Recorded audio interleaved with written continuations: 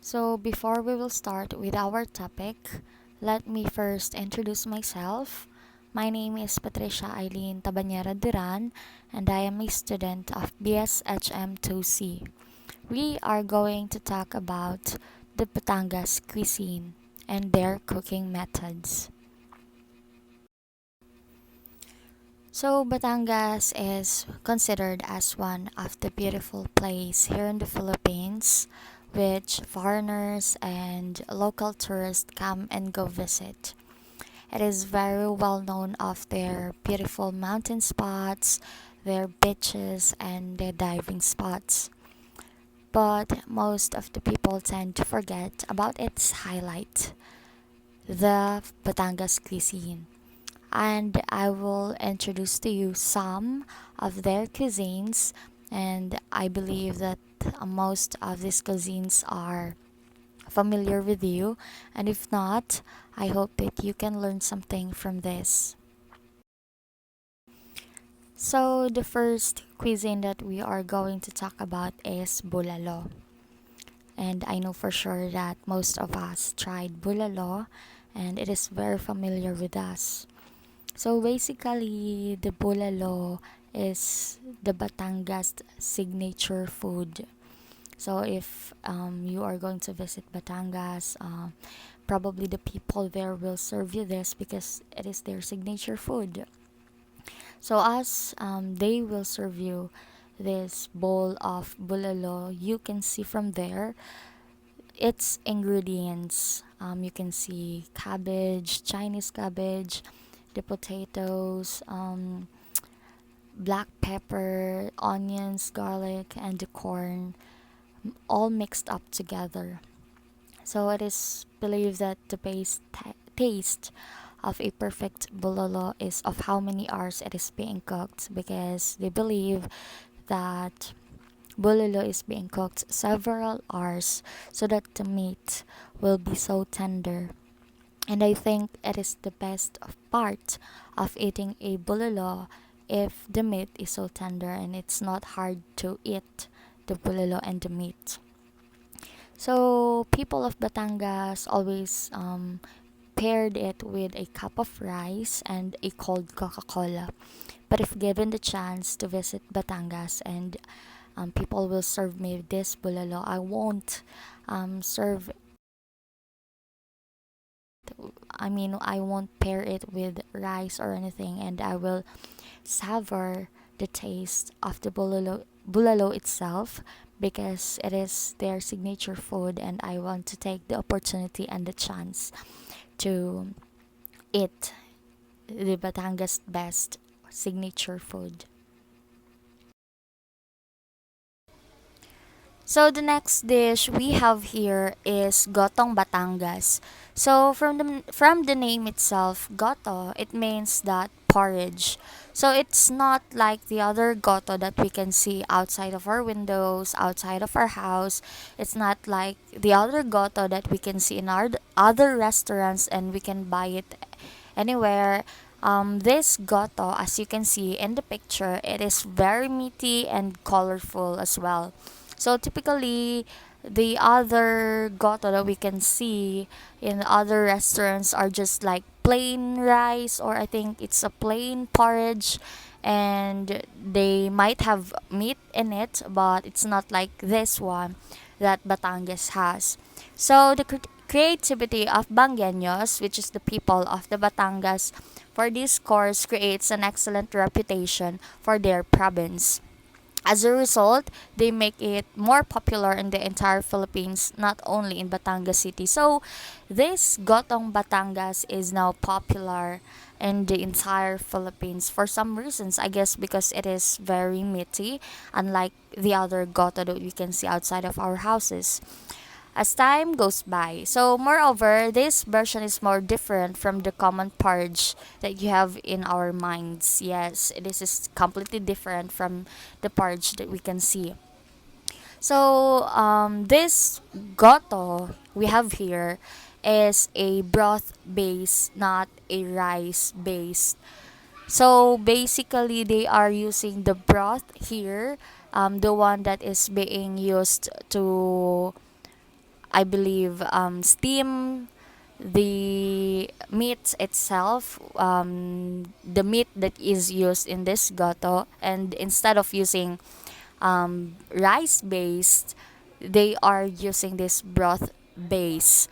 Maybe it's the one that makes this taste good, and it's the one that makes this looks good. So, as we all know that Batangas has a good reputation of raising cows, cattle, and goats.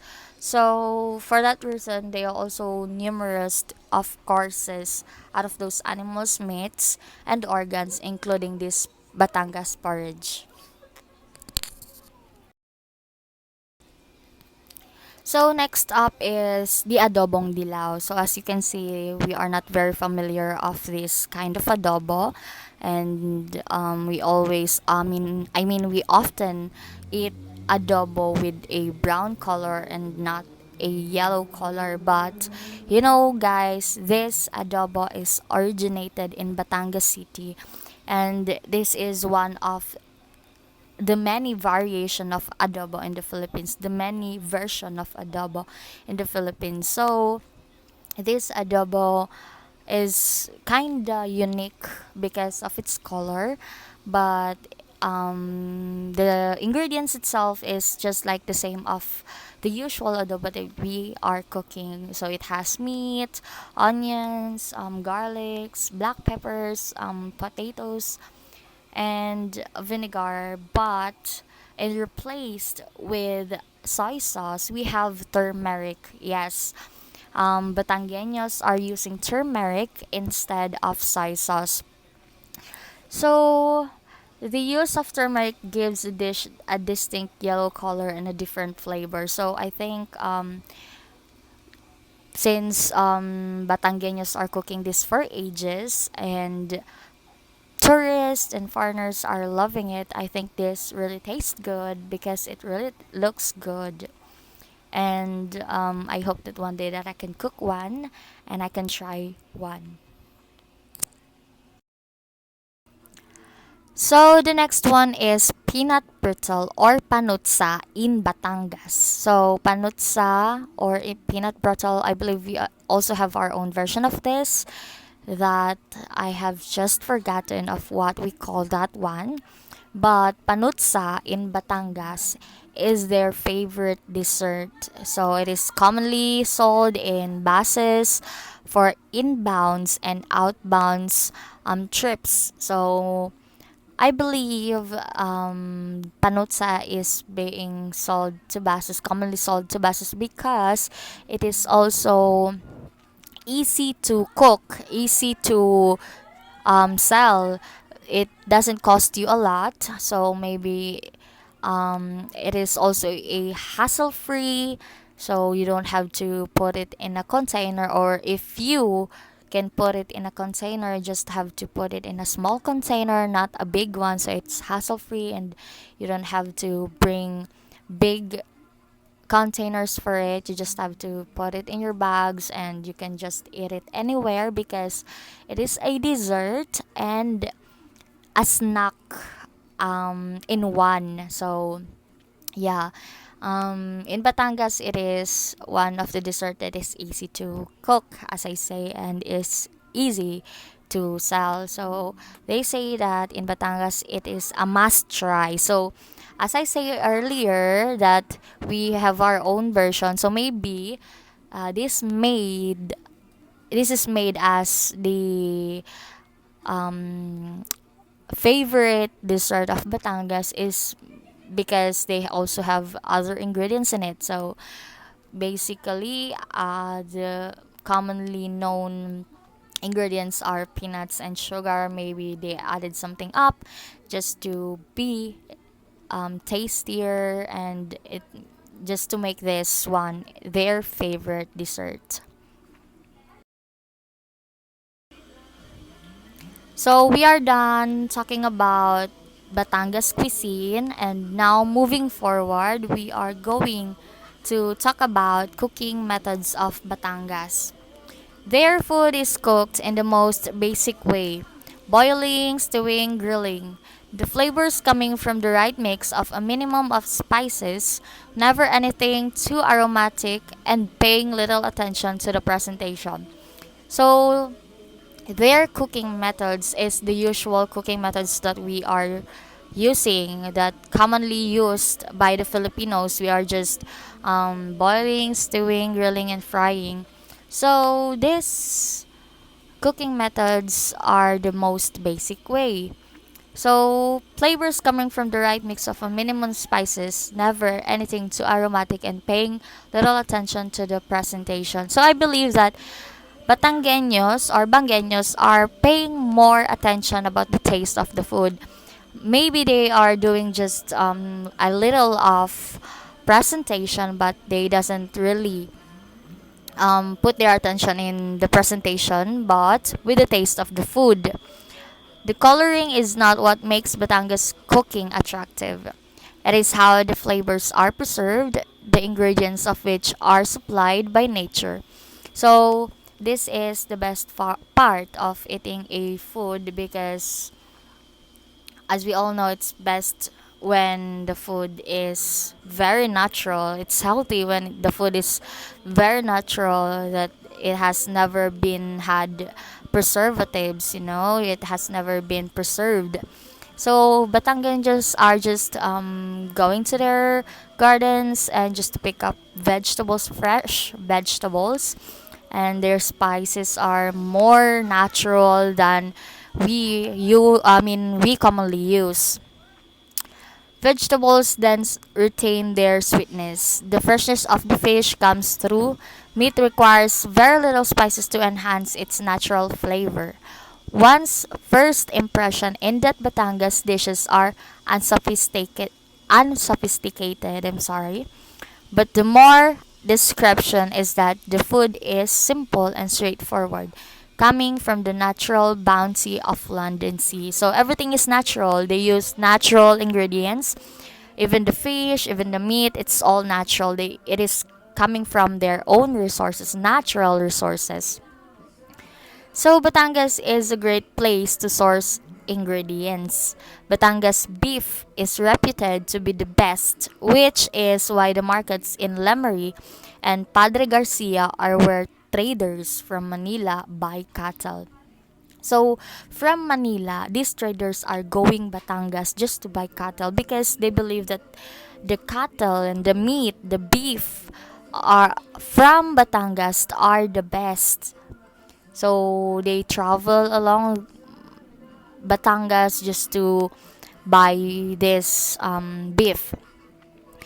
That may also explain why the Batangas Bulalo, a soup of cow's leg, kneecap to shin bone, including the fatty marrow and gelatinous cartilage, is more well known than its counterpart in other provinces such as the Lauya of Ilocos and the Pakdol of Leyte and Samar. So this is why the bulalo of Batangas is more popular, I believe, because of its meat.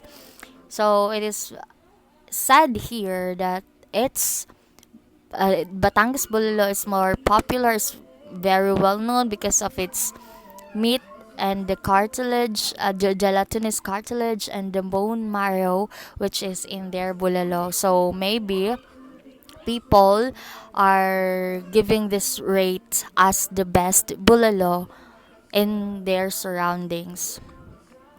Yet it is not only meat that gives the province its culinary fame, but also its fish. The fish dish is unique too, and so is most identified with Batangas, is the sinaing na tulingam. So I don't know if most of you knows this sinaing na tulingan, but I have a picture of it there. I posted a picture of it, and this is how it looks like to have a sinaing na tulingan. So here, I believe in Zamboanga we call it pinangat, but the difference is that sinaing na tulingan, they have this banana leaves covered all over the fish, and we just and just boil it. But with us, in our own version, we don't have banana leaves covered in the fish.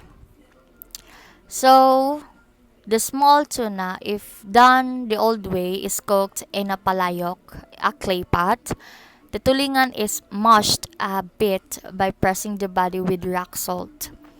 Several pieces are laid in the palayok, where pork fat and dried kamyas line the bottom to give the dish its unique flavor. So it's kind of sour. I think it's the flavor is sour as we also do this. We also put kamyas in our pinangat, but I as I say so, there are difference. Slow cooking and long simmering make the tulingan bones edible and sauce. Cold patis is extracted during the cooking. The resulting sinaing is not pretty to look at, but it is blocked and mashed with a brown sauce. The other two, Balayan Bay for seafood and Taal Lake for the variety of freshwater catch. The most expensive in Maliputo, already rare because big restaurants in Manila corner this from the source. Occasionally, one fish the Maliputo in the market, but only an expert can tell if the fish is what it is supposed to be and can trust the vendor, who guarantees that she sells she she sells the even rarer Maliputo loob, which is what they call the species of talakitok caught in Taal Lake. So I think this is a rare fish that that you can find only in Taal Lake. So basically, this is um, one ingredient that is being used in some restaurants in Manila. So they are buying it from Batangas because only in Batangas I think can be found this, what or maybe it is the nearest place that they can find one. Cooked as sinigang, especially the head of the tail, or grilled over burning coconut shells that give it added aroma. The maliputo, called muslo in the province, has a milky taste that is enhanced when dipped into another Batangas specialty, the balayan bagoong, which is dilis fermented almost to the point of being transformed into patis.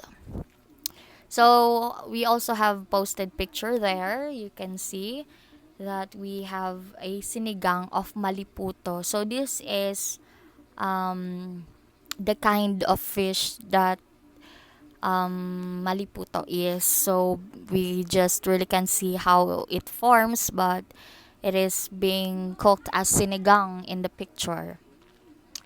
So yet it is not the big and expensive fish that are the most prized. Visitors to the province will swear by the small tawilis, which is dried and cooked, either grilled or skewers or fried. The Batanggenyo will take tawilis with hot chocolate or cafe barako poured over the rice. The even smaller silver gray dulong are displayed in mounds in the markets. A handful is either wrapped in banana leaves with kamyas and steamed, or made into patis and fried or as torta. And while the tilapia can be found anywhere in the country, the Batanggenyo will say theirs is the tastiest because it comes from the lake, where there is a right mix of water and whatever Taal volcano has put in this eruption. So we also have a picture of tawilis. So it is being paired, I believe, with hot chocolate or cafe barako. So I have done this before, but not with tawilis. I have poured a hot chocolate within my rice and eat it with a dried fish, and it really tastes good. So this is how they Batangueños eat tawilis. They basically pour a hot chocolate into their rice and eat it with tawilis. So since tilapia is everywhere in the Philippines, we can find it anywhere in the Philippines.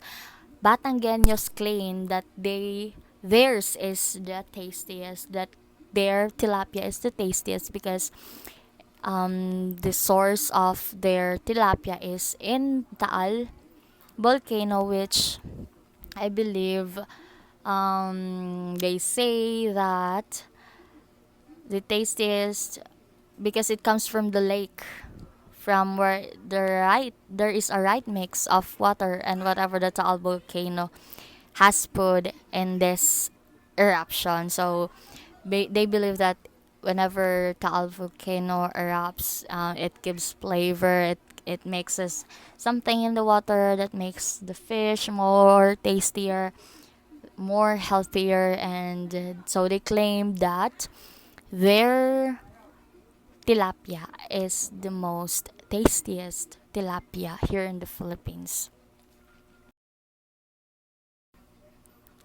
So that's all for today, guys. I hope that you have learned something from my video, from my report. I hope that you have learned from Batangas Cuisine. I hope that you have learned from their cooking methods and from their natural ingredients. And I am here saying, guys, that you should stay safe, stay healthy, stay hydrated, and use your mask, use your face shield, use alcohol as often as you can.